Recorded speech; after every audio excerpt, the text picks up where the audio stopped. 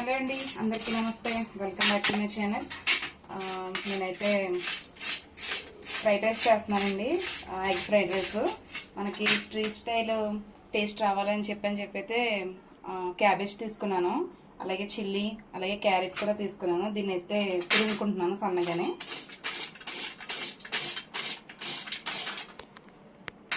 Carrot కూడా ఇలా సన్నగా తరిగేసి పెట్టుకున్నానండి. కొంచెం ఎక్కువనే తీసుకున్నాను, ఎందుకంటే మనకి రైస్లో క్యారెట్ తగులుతూ ఉంటుంటే మధ్య మధ్యలో తినడానికి బాగుంటుంది కదా. అలాగే ఇప్పుడైతే ఒక 5 ఎగ్స్ అయితే తీసుకున్నాను. అంటే ఇంట్లో ఫ్యామిలీ మెంబర్స్ని బట్టి మీరు క్వాంటిటీ తీసుకోండి, ఎన్ని ఎగ్స్ అనేది. రైస్ కూడా అంతే, సేమ్. రైస్ అయితే నేను ఆల్రెడీ బాస్మతి రైస్ తీసుకున్నాను, ఆప్షనల్ అండి ఇది. మీరు ఇంట్లో మన సోనా మసూరి రైస్ కూడా అలా ఏదైనా సరే తీసుకోవచ్చు. వాష్ చేసుకుని పెట్టుకున్నాను రెడీగానే. ఇప్పుడు ఈ ఎగ్స్ని అయితే ముందుగా ఫ్రై చేసుకుందాం. ఇలా 5 ఎగ్స్ని కూడా ఒక బౌల్లోకి అయితే తీసుకున్నానండి. అలాగే ఆయిల్ కూడా వేసుకున్నాను గిన్నెలోని. ఇప్పుడు దీన్ని మనం వేడిగా కాగిన ఆయిల్లో పోసుకుని కలపకూడదండి. ఒక 2 మినిట్స్ వరకు కలుపుకుండా పెద్ద పెద్ద పీసెస్ తయారేంత వరకు మనం అలా పెట్టుకుని ఉంచుకున్నాం. తర్వాత కలుపుకొని ముక్కలు చేసుకున్నాం.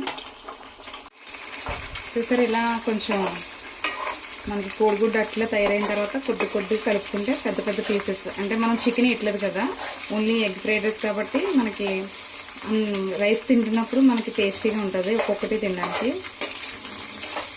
అందుకే కొంచెం కుక్ అయిన తర్వాత మనం ఇలా కలుపుకోవాలి. అసలు యాక్చువల్లీ ఎగ్స్ తోటి అయితే కర్రీ ప్రిపేర్ చేద్దామనండి. అసలు హెల్త్ ఏం బాగాలేదు, కోల్డ్గా కూడా ఉంది. అందుకని చెప్పి అంతసేపు నుంచోలేక స్టవ్ దగ్గర జస్ట్ ఇలా సింపుల్గా రైస్ కుక్ చేసేసుకుని ఫ్రైడ్ రైస్ కొని చేద్దామని అయితే ఇవన్నీ చేసుకుంటున్నాను. ఫ్రైడ్ రైస్ కోసం ఎగ్స్ అయితే యూస్ చేస్తున్నాం కదండి. ఆ షెల్స్ అయితే ఇలా పక్కన పెట్టాను, ఎందుకంటే మనకి గార్డెన్లో మొక్కలకి వేసుకోవడానికి పనికొస్తాయి కదా. అలాగే క్యారెట్ పీల్ చేసి కూడా పక్కన పెట్టుకున్నాను. ఇప్పుడు ఎగ్ కూడా బాగా కుక్ అయింది, కొంచెం ఫ్రై అయింది కదా. ఒక బౌల్లోకి తీసుకున్నాం. ఇప్పుడు అదే మళ్ళీ గిన్నెలో నుండి కొంచెం ఆయిల్ అయితే వేసుకున్నాను. ఇప్పుడైతే మనం ముందుగా తురుము పెట్టుకున్న అదే ఎగ్ తీసిన గిన్నెలో అయితే ఆయిల్ వేసుకున్నానండి. అలాగే తురుము పెట్టుకున్న క్యారెట్ని వేసుకున్నాను. ఇప్పుడు ఇది కొంచెం ఫ్రై అవ్వగానే మళ్ళీ క్యాబేజ్ కూడా యాడ్ చేసేసుకున్నాం. ఎందుకంటే సేమ్ ఒకే యాంగిల్లో కట్ చేసుకున్నాం కదండి, స్లైస్ చిన్నగా సన్నగానే ఒకసారి వేసేసుకున్నా పర్వాలేదు. అలాగే నేను క్యారెట్తో పాటు క్యాబేజ్, చిల్లీ కూడా వేసేసుకున్నాను. మన ఎంత స్పైసీగా తింటామనే దాన్ని బట్టి అయితే కొంచెం నేను ఒక 5-6 పచ్చిమిర్చి తీసుకున్నాను. తర్వాత మనం ఇందులోకి కొద్దిగా కారం యాడ్ చేసుకున్నాం, అది పచ్చికారం. ఇప్పుడు వీటిని కొద్దిగా సాఫ్ట్గా కుక్ అయిన వరకు కుక్ చేసుకున్నాం. ఇందులోనే కొంచెం కరివేపాకండి.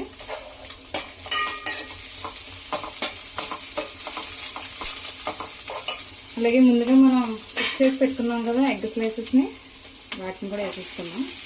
అంటే బాగా ఫ్రై అయిపోతాయని చెప్పనైతే వీటిని కుక్ చేసినట్టు తీసుకుని వెజిటేబుల్స్ యాడ్ చేసుకున్నాను.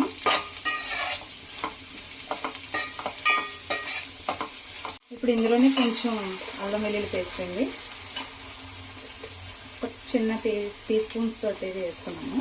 ఇప్పుడు దీన్ని కుక్ అయిన వరకు కొంచెం కలుపుకుని తర్వాత రైస్ యాడ్ చేసుకున్నాను. ఇందులో ఇప్పుడు అన్నీ కుక్ అయినాయి కదండి. మనం ముందుగా వార్చి పెట్టుకున్న అన్నం కూడా వేసుకుందాం. రైస్ వెజిటేబుల్స్ అన్నీ కలిసేలాగా ఒకసారి బాగా కలుపుకున్నాము. అది మంట కూడా సిమ్లో పెట్టుకోవాలండి, లేకపోతే రైస్ తొందరగా వేడైపోయి మనకి కలపడం రాగదు. ఇప్పుడు ఇందులో సాల్ట్, కొంచెం అంత మిరియాల పౌడర్, టేస్ట్గా సరిపడా అంతా కూడా వేసుకొని బాగా కలుపుకుందాం. ఇప్పుడు మనం టేస్ట్కి సరిపడా సాల్ట్ యాడ్ చేసుకుంటున్నానండి.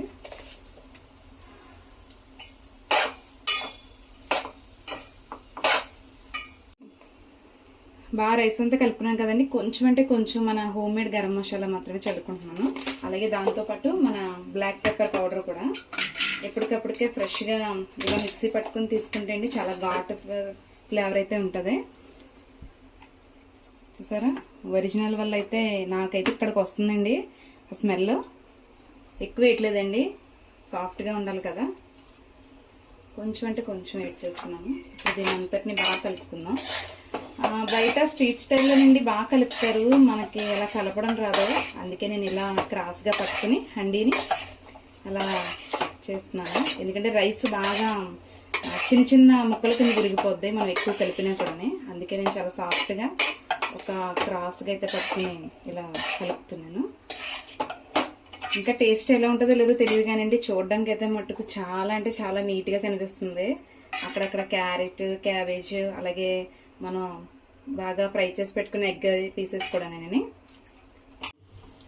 టేస్ట్ అయితే చూసారండి, మా పిల్లలైతేనే వాళ్ళకి స్పైసీ తగ్గిందంట, అందుకే ఇంకొంచెం మిరియాల పొడి అయితే యాడ్ చేసుకుంటున్నాను. నిజంగా చాలా బాగుందని చెప్తున్నారు వాళ్ళు టేస్ట్ చేయకముందని. నాకు ఇప్పుడే కడుపు నిండిపోయింది, ఫుల్గా తినక్కర్లేదు. నేను ఎప్పుడైనా సరే మీరు కూడా అండి కొంచెం ఇంట్లో వర్క్ ఎక్కువ ఉన్నా, హెల్త్ బాగోకపోయినా, అలాగే వర్షం పడినా, మంచి కూల్ వెదర్ ఉన్నప్పుడు కూడా ఇలా సింపుల్గా, చాలా సింపుల్గా మన ఇంట్లో ఉన్న ఇంగ్రీడియంట్స్ తోటి అయితే ఇలా ఫ్రైడ్ రైస్ చేసుకోండి. ఇలా నేను చెప్పిన ప్రాసెస్ అయితే చాలా సింపుల్ వే అండి. నాకైతే ఈ ప్రాసెస్ బాగా నచ్చింది. నేను ఇది సెకండ్ టైం ట్రై చేయడం, ఎందుకు ఉన్నది ఉన్నట్టుగా చెప్పేస్తున్నాను. సెకండ్ టైం ట్రై చేస్తాను కానీ చాలా పర్ఫెక్ట్గా వచ్చింది. అది మీతో షేర్ చేసుకుందాం అయితే మటుకు నేను నాకు ఓపిక లేకపోయినా సరే వీడియో చేసి అయితే పోస్ట్ చేద్దాం అనుకుంటున్నాను. రైస్ అయితే అయిపోయింది కదండి, ఇప్పుడైతే ఒక బౌల్లోకి తీసుకుంటున్నాను.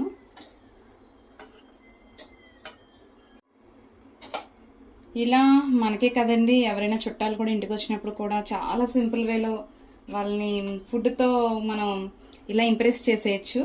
దానికి బెస్ట్ వే ఏదంటే ఇలా ఫ్రైడ్ రైస్ అండి, సాఫ్ట్ ఫ్రైడ్ రైస్. నేనైతే ఇలా 2 ఆనియన్ స్లైసెస్ తోటి, లెమన్ స్లైసెస్ తోటి అయితే ఇలా ప్లేటింగ్ చేసుకున్నాను. ఈ ఫ్రైడ్ రైస్ మీ అందరికి కూడా నచ్చుతుంది అయితే నేను అనుకుంటున్నాను. నచ్చితే కనుక లైక్ చేయండి తప్పకుండానే, అలాగే మీకు తెలిసిన వాళ్ళకి కూడా షేర్ చేయండి. నెక్స్ట్ వీడియోలో కలుసుకుందాం అండి. బాయ్.